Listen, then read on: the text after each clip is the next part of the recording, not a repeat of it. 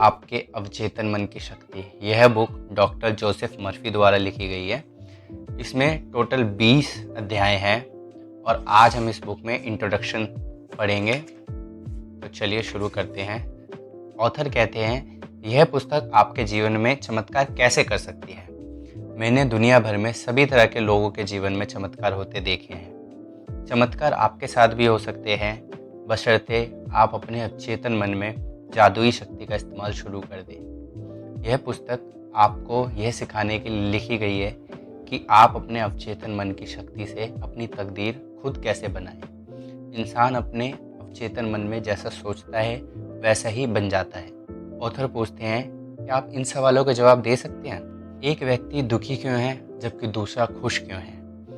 एक व्यक्ति सुखी और समृद्ध क्यों होता है जबकि दूसरा गरीब और दुखी क्यों होता है?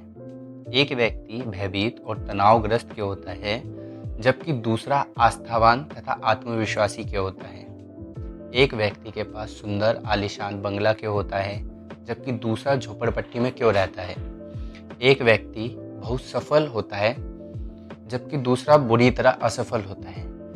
एक वक्ता उत्कृष्ट और असाधारण रूप से लोकप्रिय होता है जबकि दूसरा औसत और अलोकप्रिय होता है।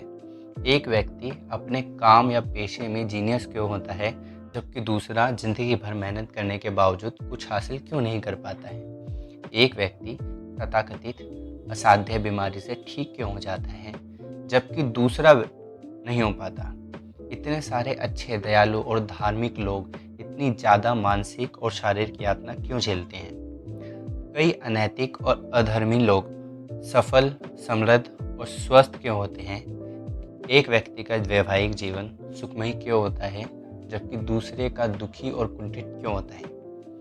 क्या आपके चेतन और अवचेतन मन की कार्यशैली में इन सवालों का कोई जवाब मिल सकता है? निश्चित रूप से मिल सकता है। ऑथर पूछते हैं, यह पुस्तक क्यों लिखी गई है? इसी तरह के बहुत से सवालों के जवाब बताने की गहरी इच्छा के कारण ही मुझे यह पुस्तक लिखने की प्रेरणा मिली। मैंने मस्तिष्क की आधारभूत सच्चाइयों को सरलतम भाषा में समझाने की कोशिश की है। मैं जानता हूँ कि जीवन और मस्तिष्क में मूलभूत तथा आधारभूत नियमों को रोजमर्रा की सरल भाषा में समझना पूरी तरह संभव है। आप इस पुस्तक में वही भाषा पाएंगे जो अखबारों, पत्र पत्रिकाओं, ऑफिसों और घरों में मिलती है। मैं आपसे इस पुस्तक का अध्ययन करने और इसमें बताई तकनीकों को अमल में लाने का आग्रह करता हूँ। मुझे पूरा यकीन है कि ऐसा करने पर आप उस चमत्कारी शक्ति को जान पाएंगे जो आपको दुविधा, दुख, उदासी और असफलता के कुचक्र से बाहर निकालेगी। यह शक्ति आपको अपनी सच्चाई मंजिल तक पहुंचने का मार्गदर्शन देगी, आपकी समस्या सुलझाएगी, आपको भावनात्मक तथा शारीरिक पीड़ाओं से मुक्त करेगी और आपको स्वतंत्रता, खुशी व मानसिक शांति के राजसी मार्ग पर पहुंचा देगी। आपके अवचेतन मन की यह चमत्कारी शक्ति आपको हर बीमारी ठीक कर सकती है। यह आपको दोबारा स्वस्थ, उत्साही और शक्तिशाली बना सकती है। चमत्कारी शक्ति कैसे पाए? हमारे लिए अवचेतन मन की चमत्कारी शक्ति का सबसे बड़ा प्रमाण यह होगा कि हमारी बीमारी ठीक हो जाए, तब हमें इस पर भरोसा हो जाएगा। कई साल पहले मैंने अपने एक ट्यूमर का इलाज किया जिसे डॉक्टर की भाषा में सरकोमा कहा जाता है। मैंने ये इलाज अपने अवचेतन मन की उस शक्ति के माध्यम से किया जिसने मेरे शरीर की रचना की है और जो मेरे सभी महत्वपूर्ण शारीरिक कार्यों को नियंत्रित करती है। उस ट्यूमर को मैंने जिस तकनीक से ठीक किया था वह तकनीक इस पुस्तक में आगे विस्तार से बताई गई है। मुझे पूरा यकीन है कि आप दूसरों को भी उस उपचारक शक्ति का विश्वास हो जाएगा जो हम सभी के अवचेतन मन की गहराई में मौजूद है। एक बुजुर्ग डॉक्टर मित्र की सलाह से मुझे अचानक यह एहसास हुआ कि जब अवचेतन मन की रचनात्मक ज्ञान से मेरा पूरा शरीर और इसके सभी अंग बनाए हैं तो यह अपनी बनाई चीज़ों को ठीक क्यों नहीं कर सकता? पुरानी कहावत है, डॉक्टर घाव पर पट्टी करता है, ईश्वर उसे ठीक करता है।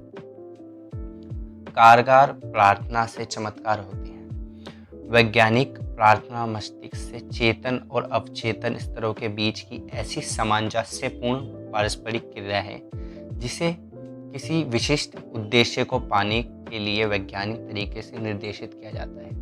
यह पुस्तक आपके भीतर छिपी अनंत शक्ति के दोहन का वैज्ञानिक तरीका सिखाएगी। यह पुस्तक आपको वह सब कुछ पाने में समर्थ बनाएगी जो आप जीवन में सचमुच चाहते हैं। आप अधिक सुखी, पूर्ण और समृद्ध जीवन चाहते हैं। इस चमत्कारी शक्ति का इस्तेमाल करके आप रोजमर्रा के जीवन को सुखी बनाएं, अपने काम धंधे की समस्या सुलझाएं। पुस्तक को बार बार पढ़ें। इसमें आपको जानकारी मिलेगी कि यह अद्भुत शक्ति कैसे काम करती है और आपको अपने भीतर छिपी प्रेरणा तथा बुद्धिमानी को सामने कैसे ला सकते हैं। अब चेतन मन की प्रभावित करने वाली आसान तकनीकें सीख लें। अपनी शक्ति के अनंत भंडार का दोहन करने का नया वैज्ञानिक तरीका अपनाएं। इस पुस्तक को ध्यान, ईमानदारी और प्रेम से पढ़ें। विश्वास रखें कि यह पुस्तक आपकी आश्चर्यजनक मदद कर सकती है और हो सकता है, और मेरा मानना है कि ऐसा ही होगा। यह आपके जीवन का निर्णायक मोड़ साबित होगी।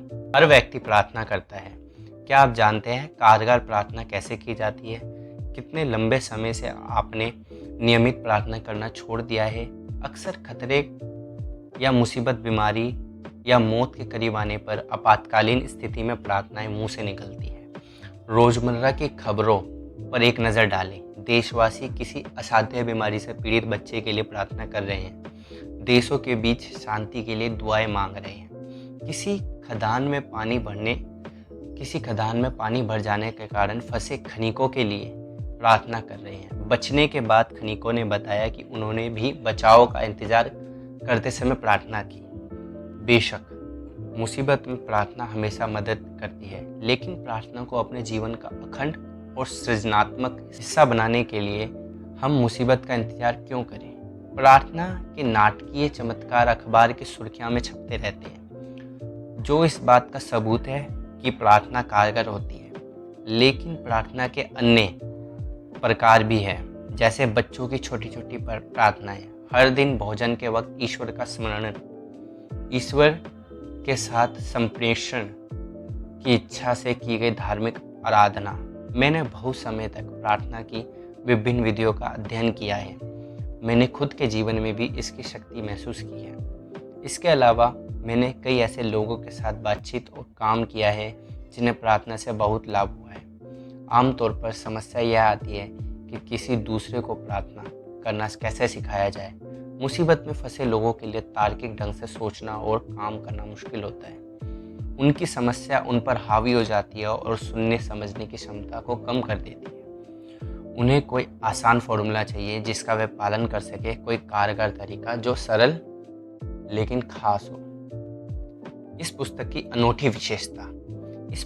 अनूठी विशेषता यह है कि यह व्यवहारिक और यथार्थक है। इसमें आपको आसान तरीके और कारगर फॉर्मूले मिलेंगे जिन्हें आप रोजमर्रा के जीवन में आजमा सकते हैं। यह आसान तरीके मैंने दुनिया भर के लोगों से सीखे हैं। इस पुस्तक की कुछ बातें खास तौर पर आपकी मदद करेगी। इसमें यह रहस्य खोला गया है कि आप जिस चीज़ के लिए प्रार्थना करेंगे, अक्सर आपको उसके उल्टे परिणाम ही मिलेंगे। दुनिया भर में हजारों लोगों ने मुझसे पूछा, बार बार प्रार्थना करने के बावजूद मुझे मांगी हुई चीज़ क्यों नहीं मिली? इस पुस्तक में आपको इसका कारण पता चल जाएगा। इसमें आप चेतन मन को प्रभावित करने और सही जवाब पाने के तरीकों का जो स्पष्टीकरण दिया गया है, उससे यह असाधारण रूप से मूल्यवान बन जाती है। यह मुसीबत के समय में हमेशा मदद करेगी। आप किस चीज़ पर यकीन करते हैं?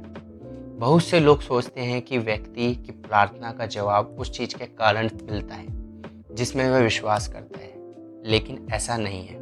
उसे तो जवाब अपने विश्वास के कारण मिलता है। प्रार्थना का फल तो तभी मिलता है जब व्यक्ति का अवचेतन मन उस व्यक्ति की मानसिक तस्वीर या विचार पर प्रतिक्रिया करके उसे हकीकत में बदल देता है। विश्वास का यह नियम दुनिया के सभी धर्मों को गोपनीय सिद्धांत है। यह उनके मनोवैज्ञानिक सत्य का छिपा हुआ कारण है। धार्मिक भिन्नताओं के बावजूद बौद्ध, ईसाई, मुस्लिम, यहूदी, हिंदू लोगों को अपनी प्रार्थनाओं के जवाब मिलते हैं। ऐसा कैसे हो सकता है? इसका कारण यह है कि प्रार्थनाओं के जवाब किसी खास आस्था, धर्म, जुड़ाव, कर्मकांड, संस्कार, आराधना, भजन, मंत्र, बलि या चढ़ावे के कारण नहीं मिलते हैं। जवाब तो उसका आस्था का मानसिक स्वीकृति के कारण मिलते हैं जिसके साथ प्रार्थना की जाती है। जीवन का नियम आस्था का नियम है। आस्था या विश्वास को संक्षेप में आप मस्तिष्क या विचार कह सकते हैं। व्यक्ति जैसा सोचता है, महसूस करता है और विश्वास करता है, वैसा ही उसके मन, शरीर, परिस्थिति और स्थिति होती है। क्या आप क्या कर रहे हैं और आप क्यों कर रहे हैं, यह जान लेने के बाद आप अवचेतन मन की मदद से ऐसी तकनीक तैयार कर सकते हैं जो आपके जीवन की सभी अच्छी चीज़ें दिलाए। सफल प्रार्थना का मूल अर्थ मनोकामना पूरी करना है। इच्छा प्रार्थना है। हर व्यक्ति सेहत, खुशी, सुरक्षा, मानसिक शांति और सच्ची अभिव्यक्ति की इच्छा रखता है, लेकिन हम में से कितने लोग इन्हें पा लेते हैं। यूनिवर्सिटी के एक प्रोफेसर ने कुछ समय पहले मुझसे कहा था, मैं जानता हूँ कि अगर मैं अपने मानसिक नज़रिए को बदल लूँ और अपने भावनात्मक जीवन को नई दिशा दूँ तो मेरे हृदय की स्थिति सुधर जाएगी। मैं ये बात जानता हूँ कि दिक्कत यह है कि मेरे पास ऐसा करने की कोई तकनीक, प्रक्रिया या कार्यविधि नहीं है। मेरा मस्तिष्क कई समस्याओं पर इधर उधर भटकता रहता है और मैं कुंठित, दुखी और पराजित महसूस करता हूँ। इस प्रोफेसर के मन में संपूर्ण स्वास्थ्य की इच्छा थी। उसे तो सिर्फ यह ज्ञान नहीं था कि उसका दिमाग कैसे काम करता है। इस ज्ञान से वह अपनी मनोकामना पूरी कर सकता था और यही हुआ। इस पुस्तक में बताई गई उपचारक विधियों के इस्तेमाल से वह पूर्ण स्वस्थ हो गया। सभी व्यक्तियों में शाश्वत मस्तिष्क अंश है कि अवचेतन मन की चमत्कारी शक्तियाँ उस समय भी मौजूद थी जब आप या मैं पैदा भी नहीं हुए थे, जब कोई चर्च नहीं था, जब कोई था ही नहीं। जीवन की महान शाश्वत सच्चाइयाँ और सिद्धांत उस समय भी मौजूद थे जब कोई धर्म शुरू नहीं हुआ था। मैं आपसे आग्रह करता हूँ कि आगे आने वाले अध्यायों में आप इस अद्भुत जादुई कायापलट कर देने वाली शक्ति तथा उसकी उपयोगिता को अच्छे से जान लें। यह मानसिक और शारीरिक घावों को भर देगी, डरे हुए मन को हौसला बढ़ाएगी और आपको गरीबी, असफलता, दुख, कमी तथा कुंठा की सीमाओं से पूरी तरह आज़ाद कर देगी। आपको तो बस मानसिक और भावनात्मक रूप से अच्छी चीज़ के साथ जुड़ना है जिसे आप हकीकत बनाना चाहते हैं। आपके अवचेतन मन की रचनात्मक शक्तियाँ इसी के अनुसार प्रतिक्रिया करेगी। आज ही अभी शुरुआत कर दे। अपने जीवन को चमत्कार होते हुए देखें। ऐसा तब तक करते रहें जब तक कि सूरज ना निकल आए और अंधेरा ना दूर हो जाए। इंट्रोडक्शन यहीं तक था। अब हम अगले वीडियो में मिलते हैं। अगर आपको अच्छा लगा हो तो लाइक करके जरूर जाए।